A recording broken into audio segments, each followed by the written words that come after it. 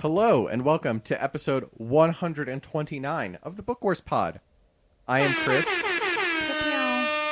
I'm Chris. I'm here with Miranda and Adriana again. Thank you so much for joining us again, Adriana. Thanks for having me back.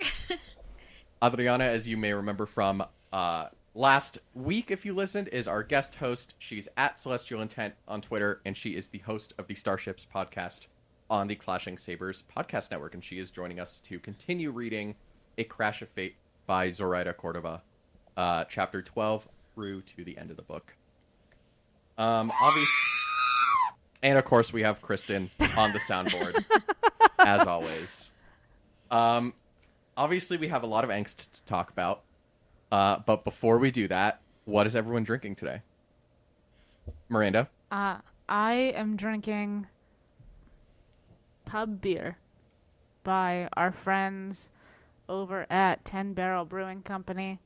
10 Barrel has definitely been consumed on this podcast. I don't know about pub beer, but it's a nice lager from our folks out in Bend.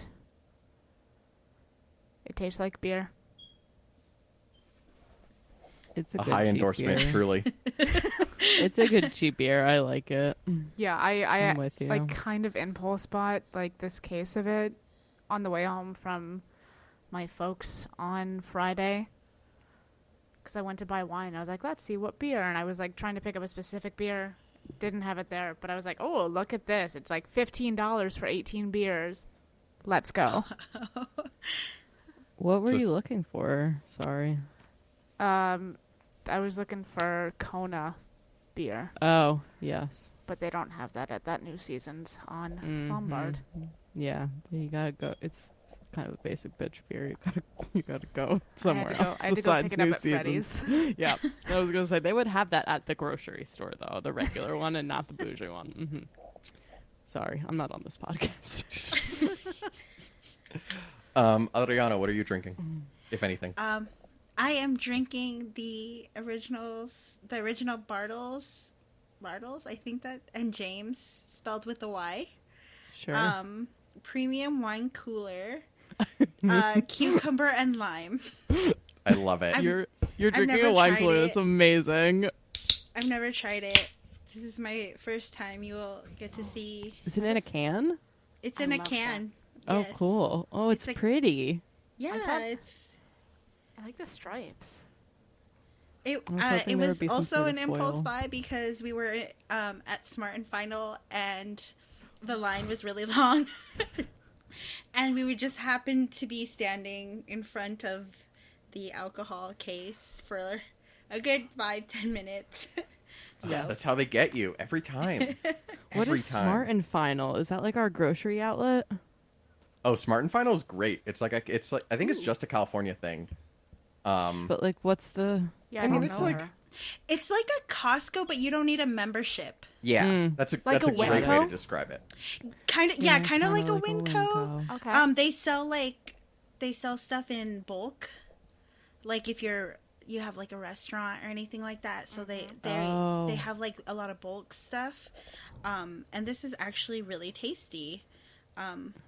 It tastes just like cucumber and lime. I love that That's it's literally called they're bringing wine coolers back, my friends. And don't let people shame you for it. That's amazing. I was hoping it was going to be like a wine cooler in a glass bottle with like a gold foil. That's what I was hoping for.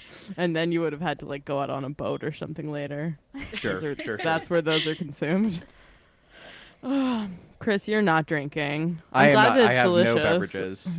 No beveraginos this time. I'm drinking an Ecliptic Brewing Phaser Hazy IPA. Good beer. Because that's what I had left in the refrigerator.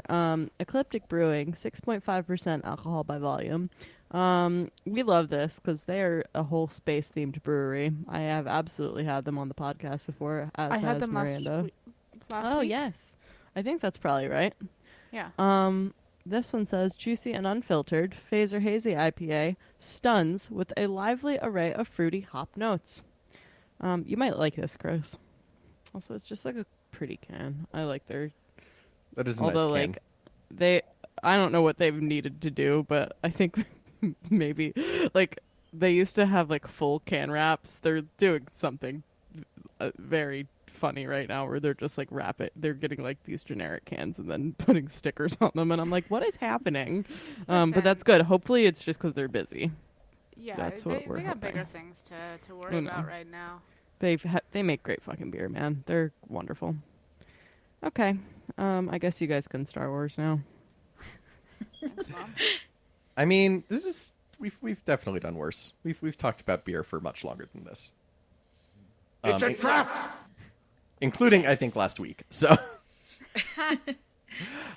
all right. So let's talk about an extremely minor point of A Crash of Fate, the First Order. Yeah, we saw a bit of them last week. Like, I think near the end of that section, it was like, the First Order are fighting some kids in the streets with rocks. And, like, that's it? Yeah. We see them, like, chase people down a couple of times, but for the presence that they have on Batu, it's just not a plot point in this book. Like, at all. We see, like, as much of Salju's Tuga Cat as we do of the First Order. Which, honestly, give us more. Yeah, I mean, Yeah. it's not a problem, certainly. Can someone explain to me? I don't think I necessarily understood, but so that part where Jules is coming out of the cantina and he runs into Nate, and Nate is a First Order. I So thought he Nate was just is- like a kid. Yeah, Nate is just, like, the random kid who, like, may or may not be, like, something to do with the Force. Unclear. But, like, he was being harassed by the First Order. Oh, okay. I don't know if it, what I was thinking when I was reading out. I was confused for a minute. Okay. Honestly, Thank so you. the first time I read this book, I really thought that Nate was going to be, like, a character that we met somewhere else. Because I could not really figure out why he was in this, He's gonna get his own trilogy later. right? It's just him hanging out on Batu, getting beaten up by everyone. Nothing happens. Chris, this is a stupid question, maybe, but is he in the comics somewhere? No, he is, as far as I know, he is nowhere. Which is, it's like the one part of this book that I just, like, don't get why it's there. Because, like, I get he's there to, like, be a foil for, not a foil, but, like, a plot device for Jules to show, like, how nice Jules is, that he, like, stops for people he's never met. I feel like there's a lot of characters in this book who are just plot devices. But I will say, for once, it's not women who are being fridged, which is True. a step up. It's very Yes. true. I also appreciated the fact that they were not separated at all at the end of this book. I mean, obviously it's left open for more adventures, but like with Lost Stars, we don't know what happened. We don't know if they were together at the end. And this is like, yes, they're together. They have a plan. Yeah, which like, I really appreciated. is this the first Star Wars YA book that doesn't end in a way that makes us want to die inside? Well, it's not a Claudia Gray book, so, like, odds are already super high. Or I feel like higher, it at would- least. I feel like it goes against her nature as a romance writer. I know, to right? leave it where they're not together at the end, at least in some hopeful capacity. That's such a good point. I love that. Zoraida is a very different writer, though, than we've seen from other people in Star Wars. And I think, like, kind of one thing that gets at that is that, you know, we joked about it, but then even in our discussion, we talked about the First Order for 2 sentences and then went off in a different direction. And, like, this is obviously a book that takes place in the Star Wars universe, but it's not, your good versus evil space opera. It's very much a smaller story about these two people and the other people in their lives, and I feel like that is something that we don't see a lot, even in the new canon, where allegedly we can tell all these different stories, and like some of them can be big, and not all of them have to be big. But like I feel like this is one of the smallest that we've seen, and I don't say that in a bad way. I loved it, but it's interesting to see that this was very much not like about that. It's not actually about the wars, the Star Wars. Mm-hmm. No, I appreciated that too. I liked that it was focused on the romance. Like, it wasn't really about yeah, they talked a little bit like the resistance is here, and it was like for just a quick second, like, they met some resistance folks, but then it's really about Jules and Izzy and their, how they feel about each other. And we just don't really get that, because every story we get is so heavily based. There's like always something about the actual war going on, which, I mean, yes, it is Star Wars, but we know, as like right now, like, we're living through this pandemic, but there's still things going on that don't have anything to do with that. You know what I mean? So it's kind of a nice, just a nice takeaway, like that there's still good things going on. Mm-hmm. Yeah, and it is super refreshing, because part of it too, like, I feel like we've seen some stories where maybe the main focus isn't the war or like the overall galactic politics or any of that, but there's still like major Star Wars characters that show up, and you're like, oh right, Star Wars, and the most that we get here is like Hondo, our favorite not blue boy, who we never actually see. And it's like, there's a conversation late in this section that's like, have you ever actually met Hondo? Does he really come here? What's that like? But it just makes me think of this conversation that I had like it must have been 4 years ago now. It was after The Force Awakens had come out. So it was before, I think Rogue One came out a couple months after this, where I was talking to somebody at work, and he was like, yeah, like the thing with Star Wars is you have this whole universe, right, to play in. You can do like any kind of story that you want, and I think that it's not something that's really been explored. And, I mean, obviously, like, we still tie this a little bit, like, the resistance is there, the First Order is there, but it's just like super refreshing to take, the story about like bounty hunters, bounty huggers. That's me. More like kissers in this book. Okay, Oh no, that's not the place I'm trying to type this. But like, it's about bounty hunting, smuggling kind of stuff, like stuff we usually see in Star Wars. But like, even though that's kind of the main like driving plot line, that's not what the book is about. Mm-hmm. And even the not necessarily, but I feel like even like the bounty hunting and smuggling in this is very low stakes, because she even says it herself, like is she talking to his sister? I don't remember who she's talking, but she even says it herself. It's not the same. Like if she were to do like runs for Oga, you know what I mean? Mm-hmm. So it's still like very like small scale, nothing like that will get you captured and killed by spice runners or any spice dealers, runners. I don't.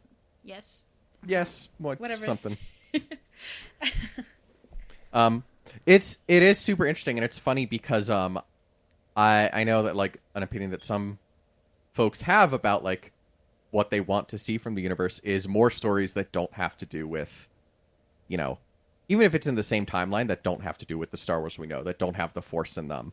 I know, like, several people, like, were fans of, like, you know, maybe the X-Wing books that, you know, were obviously more focused on non-Force sensitive people back in the old EU. And that's, like, something I've heard from people, like, God, can we just have, like, one thing without, like, lightsabers and the Force in it? And they thought that was going to be The Mandalorian, and then that didn't end up being the case, as we found out right at the end of episode 1. There's a whole ass Yoda in that. Yeah, there is in fact one Yoda. And then obviously, like, same thing for, you know, all the Star Wars animated stuff, because it's like, it's all Filoni, and Filoni loves the Force because that's just who he is. But it's and Solo is the other thing I'm thinking of, where they had Darth Maul at the end. Yeah, and I mean, also it's a movie about one of the major characters. Trilogy. Exactly. But it's just it's funny to me because, like, this is, like, in a way it's really interesting proof of concept for how to do this, how to tell a story in Star Wars without it being, you know, Luke Skywalker or Jedi or Force adjacent, like, which is, you know, obviously really unique, but it's also a great thing to see because we haven't really seen it in the new canon. Right. And, like, I fully count myself in that camp. Like, I am the kind of person who just loves world building, and, you know, as far as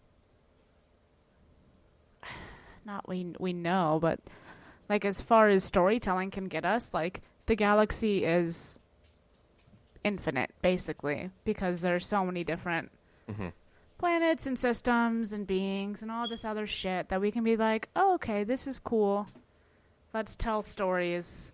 And, you know, they can, and I do agree, like, this is a really good proof of concept. I really liked the way that Zoraida Córdova did this, because it still felt very Star Wars, right?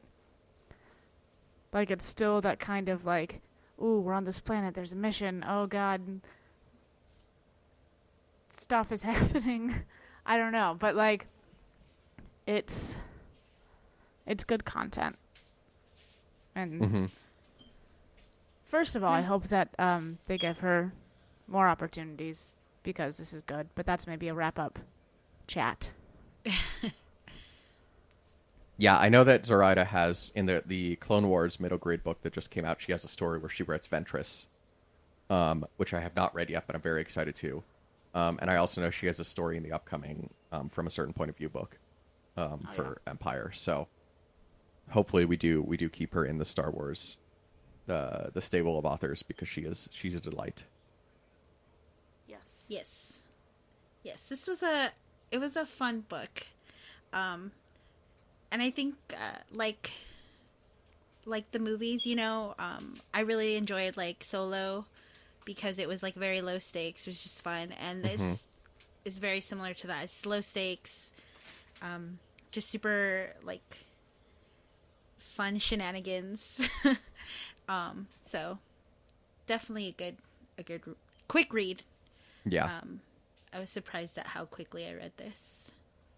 And low stakes is a really interesting point, because obviously nothing in Star Wars that we know is low stakes. It's always something about the fate of the galaxy. Even in, you know, I'm thinking of other books that we've read, and, like, obviously anything that has the Force in it, the fate of the galaxy is in the balance. But, like, even something fun like, you know, a Last Shot like DJ Older, which doesn't have too much of the Force in it, and it's just Han and Lando hijinks, ends up being, like, fate of the galaxy stuff. And I feel like it's nice to have room for that in Star Wars, that, like, it doesn't stress me out reading it. Like, even though, like, it's Star Wars, I know it's all going to be okay, unless Alexander Freed wrote it.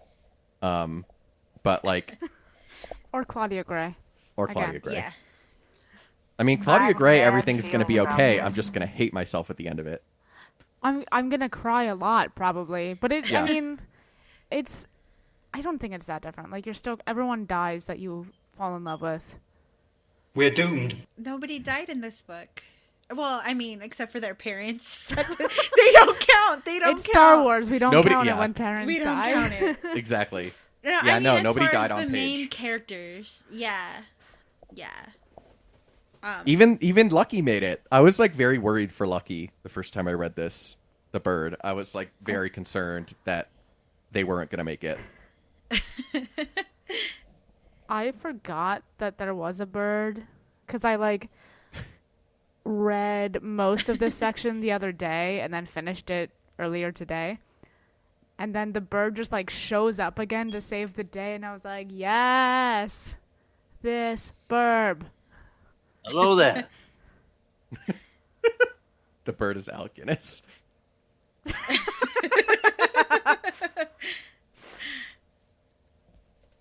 All right, so let's talk. Since it's not about the larger struggle, let's talk about the smaller struggle, which is Jules and Izzy trying very hard not to have sex with each other, It's and a YA alternately book. trying very hard to have sex with each other. This is a family book. It is Honestly, I love rated Star Wars YA. PG-13. I love Star Wars YA, and I think I want to say E.K. Johnston said this at some point, but like Star Wars YA has far more sex in it than Star Wars like Delray books. Yes, because they're not worried about the actual wars. So they have the time. They find the time. Yes. It was a lot sexier than I thought. Izzy just loves talking about his Jules' muscles. That was, yeah. I just Yeah. like I giggled every time that happened because like again I've been at events where Zoraida is talking about like her writing, but also this book, and I'm like, just the romance writer popped out again. Yeah, there was this scene where they're like in the little pools by the caves before like the old crew shows up and like fucks everything up. Mm-hmm. But as I'm like reading through and like every paragraph, I get a little more. This is a YA book, right? Like, it's not gonna happen, but it seems like it's gonna happen. I almost wish it did happen. We need Like what- some. We need some of that in Star Wars. What kind of like coded language is Zoraida Córdova gonna use to be like, yeah, they fucked? Hashtag release the smutty cut.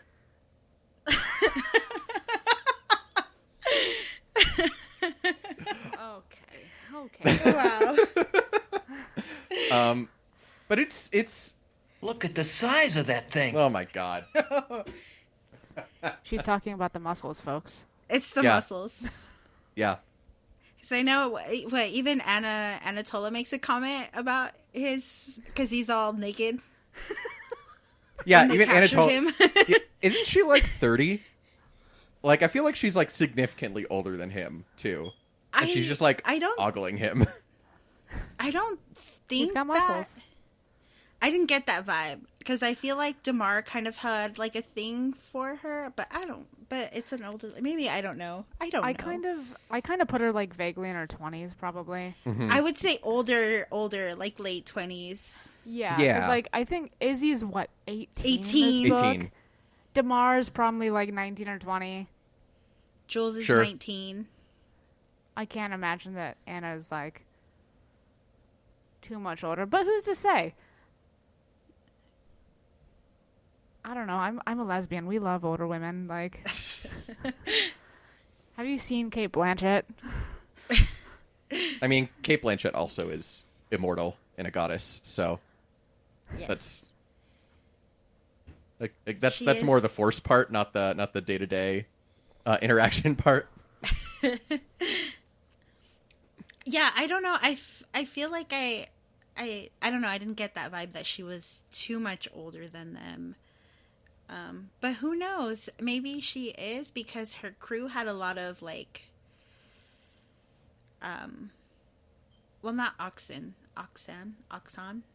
not him, but like the other crew had like a very, like they were very loyal to her, doing exactly what she asked them to without any details, which I think was made very. She made a point to point that out. Mm-hmm. Yeah. And it was interesting, and we'll talk a little bit more about Anna Tola and her crew But like they are not a crew like we've seen in Star Wars in the past. Like it's very much just like Anatola and friends, or Anatola and I feel like associates. usually it's like, oh, like we're this crew, we've been through some shit, and it's like you just found these people off the street. You're gonna give them money to do things, which I also feel like is way more realistic. And there's like a heavy emphasis generally in Star Wars on like that tight knit crew of like, you know, it's the island of misfit toys in space, on a space island, and this is just like, we're here for the money, maybe for the killing people. Yeah, and it's Yeah. and we sorry, go ahead, Adriana. I didn't mean to interrupt. Oh no, I was gonna kind of to make up, like, to further that, you know, they kind of find Delta, and Delta is like, yeah, I need the money, and it's very much like not a greed thing. It's she like one of those things where she needs it for her family, which I feel like is a lot more relatable and definitely realistic. It's transactional. Yeah. It's like, you can provide a service, I can provide money for that service. If you don't want to die, you should listen to me. Yeah, there's a lot less like quote unquote evil in this book. Like you have Anna, who is like pretty awful and like doesn't seem to care as much about the outcome as much as the joy she takes in doing bad things. But like even her crew there, and this is a point that I knew you wanted to make, Miranda, like they're very much like, we're here to like get past this and use our reward. We're not really here to die. Like that's not what we signed up for. This is not about the journey, it is about the destination. Mm-hmm. Yeah. Agreed. Oh.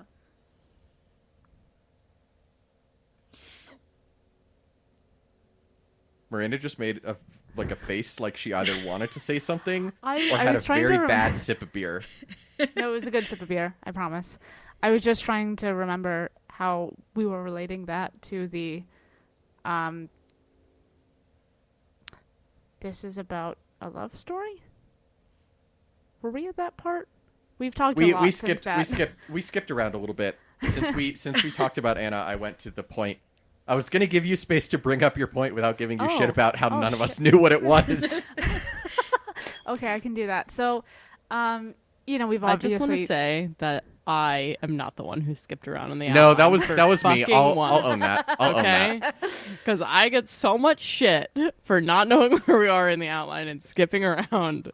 And this, I don't even talk on this podcast. Listen. You see me like scooting closer, just trying to figure out where. Like, wait, it's okay. what? We can read. Me. I just go where the flow of the conversation takes us. Everyone else. That was not where we were going with this. It's like, I'm sorry, I'm a Capricorn. I don't understand. We're not going down the list. Yeah, but so we've been talking about Anna. She's obviously like shitty. And I think Damar too, because he's the only one who isn't like, destination, give me the fucking money. Like, I just want to live and do whatever the fuck I want after this. Like, he's probably a little gay for her. That's not what it's called when they're straight, Miranda. Shut up. It's homophobic.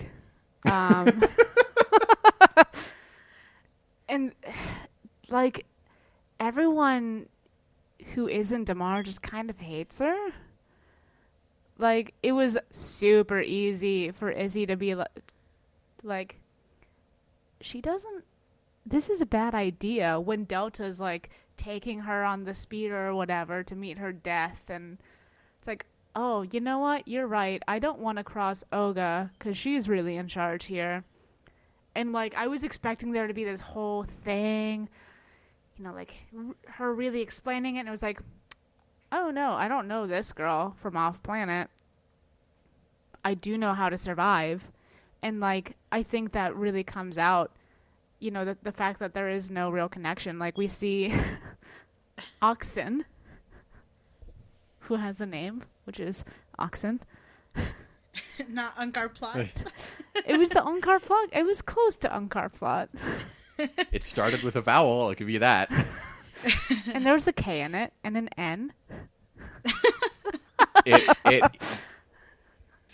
Alphabet soup over here.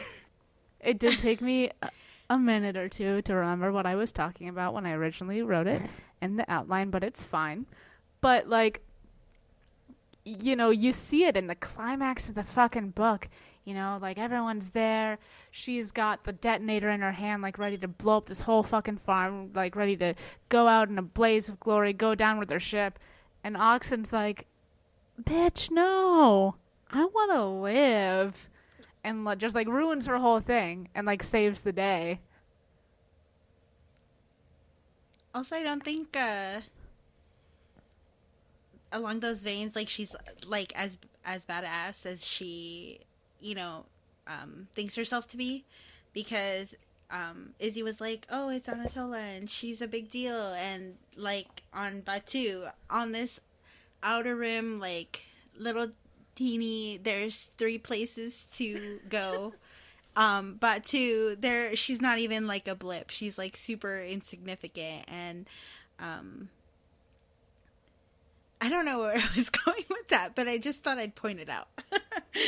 Yeah, oh, this is a good point. So, like, in the beginning of the book, the guy, the Rhodian, is he a Rhodian? He is a Rhodian. The one? Yeah, Yes. the guy who sends Izzy to, like, deliver this package to Doc, he's like, you're nobody. And, like, she really wants to be somebody, and, like, in the end she does become someone, because everyone on Batu is like, yes, thank you for saving our grain. Eat that wheat. What is happening? But, you know, Anatola is like, okay. Stop she rose whispering into the microphone to Sorry, try to make a point. I'm, like, processing thoughts in real time. This is a fascinating process. But, like, you know, presumably she's got some kind of record. Like, people are actively hiring her for jobs out in the galaxy. And, like, she thinks she's somebody. And then she rose up to Batu and they're like, no, bitch. No. Interesting. They saw. Yeah, and I feel like A point. the smaller stakes of this story give it more room for, like, kind of like a Hallmark movie style moral in this one. And again, like, that's Hallmark movie has negative connotations. I don't mean it in a negative way. Like, this book was really fun, but, like, It is the exact plot of a Hallmark movie. yeah, like, it's very much like, you're not a no one, everyone loves you, like, and like Anatola ends up, like, cold and alone and in prison. Like, it is very much like that small story lets you see the lesson in it, like, right in front of you. Another happy landing. No subtext there. Just pure text. Oh, I mean, if we're gonna go off the Hallmark thing, it's also like and again, like, love a good Hallmark Christmas movie. They need to be gayer, but it's fine. There's something very comforting about, like, the, you know, high-powered woman returns to her hometown. She's a smuggler out in the galaxy. And she goes home and, like, meets the farm boy from her youth, and they fall in love. And the mean city boy, the Patrick Dempsey in Sweet Home Alabama guy, like, is a fucking dick. Go for the hometown guy. When are they just gonna kiss already? Spoiler, they do. They Yeah. do. A lot. And it's like, In a pool of water. right, Very sexy. in their underwear. Underwater, too. Like, shit. That was like, I was like, don't, like, drown. This is It's not sexy. But yeah, it's like it is funny because we keep saying Hallmark Christmas movie, and like that's like again that has like somewhat of a negative storytelling connotation to it, I feel like, but also like there's a reason that more of those movies get made every year. I love Hallmark Christmas movies. I have so a favorite. They're so I comforting. have a favorite, and I have purchased it, so please don't judge. They are great. No, they're Not all of them. they're exactly, Miranda, exactly what you said. They're comforting, and this is like we haven't really had a comfort book in Star Wars ever. Yeah. Nothing it about goes- Star Wars is comforting. I think it goes back to being like low stakes, so you're able to like not be filled with dread. Like, what is going to happen in this book that is absolutely gonna like cut my heart out and stab into it a million times? Mm-hmm. Yeah. Yeah, and also I feel like all of that's kind of intensified too, because like if we're gonna keep comparing things to like rom-coms, which functionally this isn't not one. But like She's gesturing. This is an audio medium. I would also say it's kind of like along the veins of like where one of them is like a spy and gets thrown into their shenanigans and they fall in love along the way, kind of more along that, just because there's a little bit more action. Mm-hmm. yeah. And I've talked about this when we've discussed other books, particularly, YA books. These are literal teens. And so, like, all of that kind of, like, I haven't seen you in 13 years and I love you is, like, so intensified. And that adds, like, a whole other layer to the story. And it's, again, I don't want to say refreshing again, but it is refreshing. It's like, this actually kind of has a happy ending. Nobody's dying. I just want to say that I feel like it is refreshing also that we get not like she feels conflicted. Like she says it to herself. Is it because like I haven't seen him in 13 years that I feel this way? Like, and so you get to go into her thoughts a little bit more. So it's not immediately an I love you. It's like, oh, he's hot. Oh, what is this that I'm feeling? Is it because we knew each other? Is it because I'm projecting onto him these feelings? Like, what is it? And so it's not, for her, it's not clear cut all the way. So I think it's a little bit like, it's just a little bit easier to digest that, like, because we're like, you're a teenager, you don't know anything. Mm-hmm. So the fact that she like questions that in her mind is like, okay, you're using your brain. Thank you. At least acknowledge that this point that it could be this before you jump headfirst into I love you. And I think that's a strength too, that I'm sure we'll talk about in the wrap. It really kind of shows us like why having both of their points of view expressed, presented, whatever the word I'm looking for is in this book, really enhances it.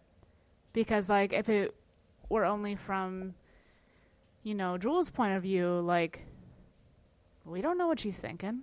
It's like, oh, she must not love me. She's going away. Or like, she loves me. I have muscles. Mm-hmm. Yeah, absolutely.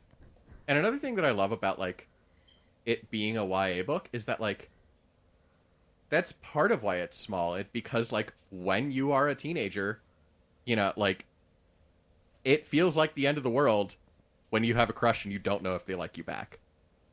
And like we don't really see teenagers get to be teenagers in Star Wars. Like every teenager in Star Wars is like somehow connected to a grand galactic adventure. Like Luke obviously never gets to go to Tashi Station to pick up his power converters. Like, but I was going into Tashi Station to pick up some power converters. Specifically Leia stops is... talking for that, Kristen. And then you go with Leia, and Leia kind of gets she's in it from a very young age. How old is she in that in the book? She is in Princess of Alderaan, she is 16, I think. Yeah, so she's 15 and she's already It's not over yet.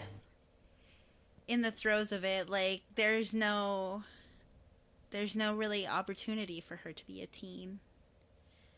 And then Padme is a queen at 14. She sure is. She's like a preteen politician already.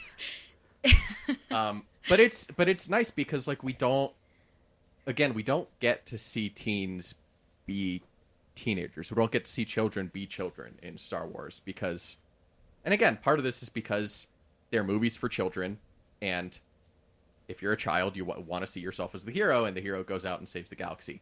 But it's a different, and it's again just refreshing is the word of the day apparently. But like it's nice to have something that feels more like it's, you know, human and in our galaxy. Like sometimes teens just fuck up and like want to be friends and maybe touch mouths. Like it's, you know, it's fine. Who says no? I mean, but like even with that and like the fact that we do see teens being teens, you know, there still very much is like, I don't want to say an adult aspect because that sounds like smut cut. No disintegration. But like there is some kind of heavy stuff like at the end, and I feel like Anna probably doesn't know the history of like what's been happening on Batuu the last 20 years, but she basically like tells Jules, "Hey, you're gonna burn this fucking farm down for me," and I was like, "Great, you know what that is? It's his fucking trauma." Like we cover it several times in this book. It's terrible. You're making him relive it for the purposes of your evil. He's just trying to have a good time and touch mouths with this girl he had a crush on when he was a kid. But like it's stuff like that, and it's like we see things like how do these teens like respond to like these defining, you know, life events. Like they've both lost people. Again, Star Wars, parents not allowed.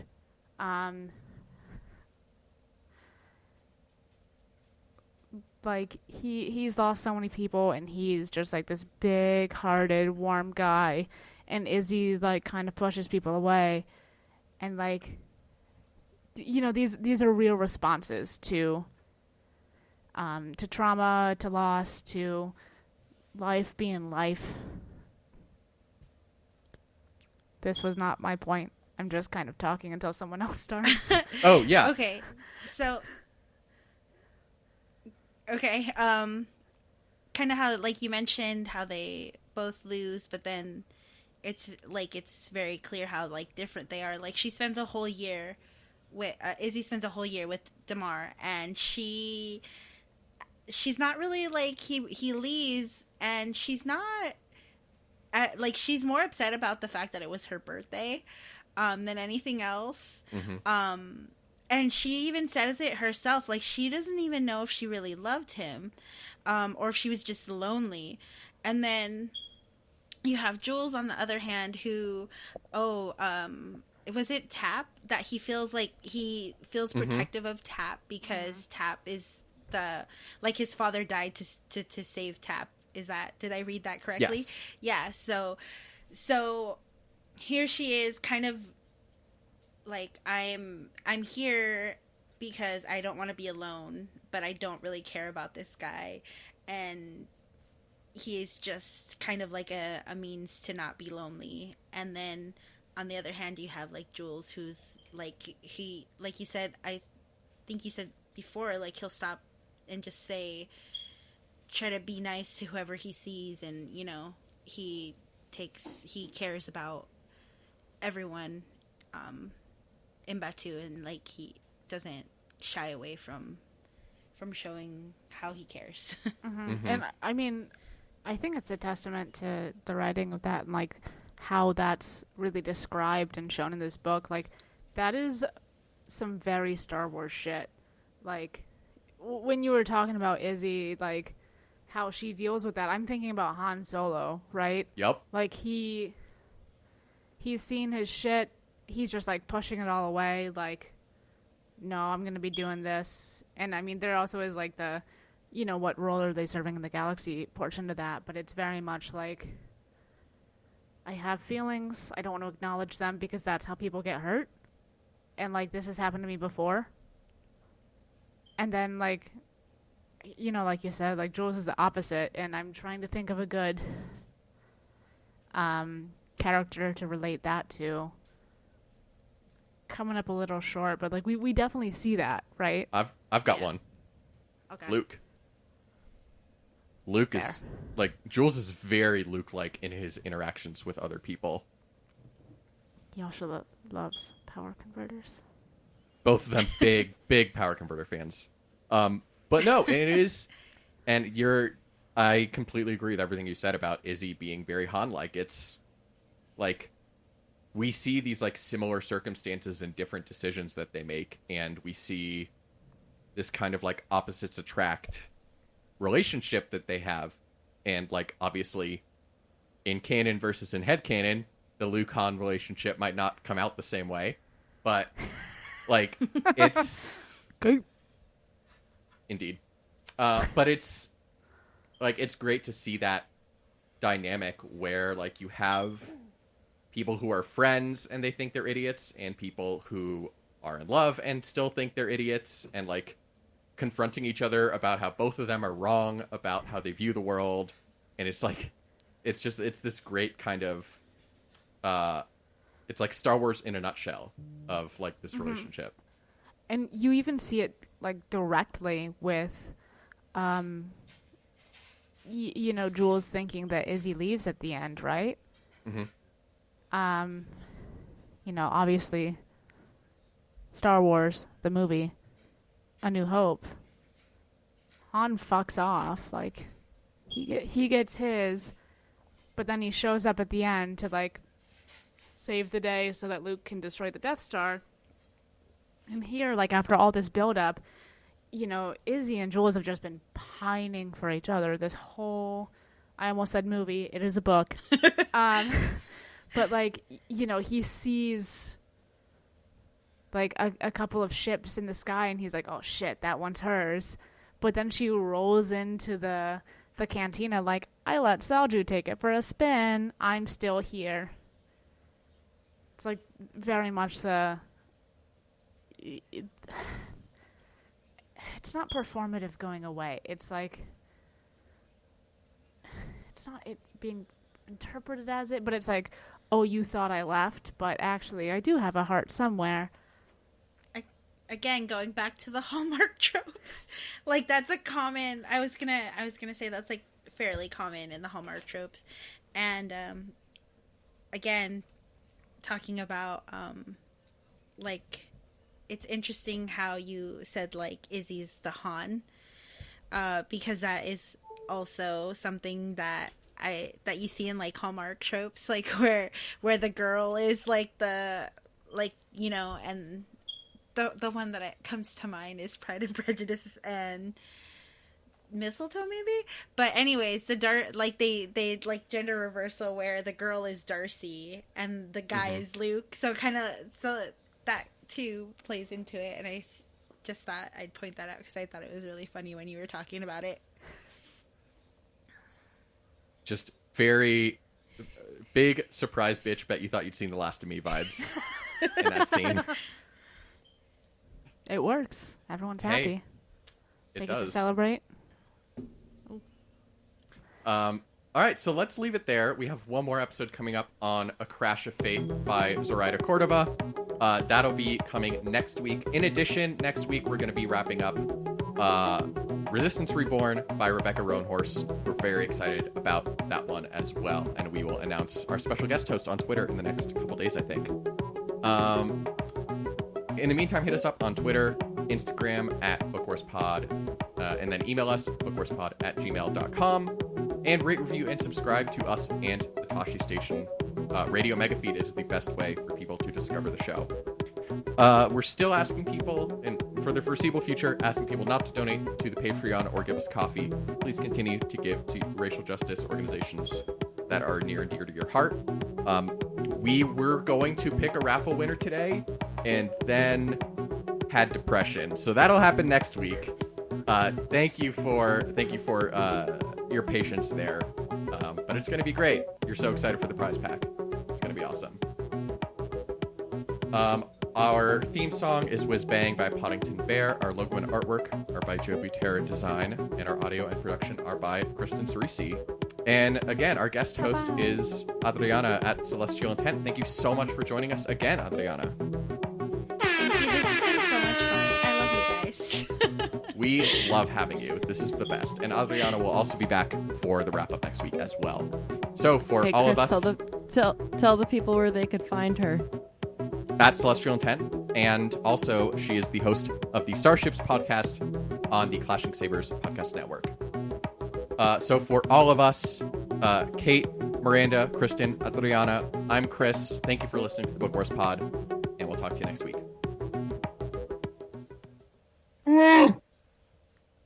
Yay! Oh, that was great.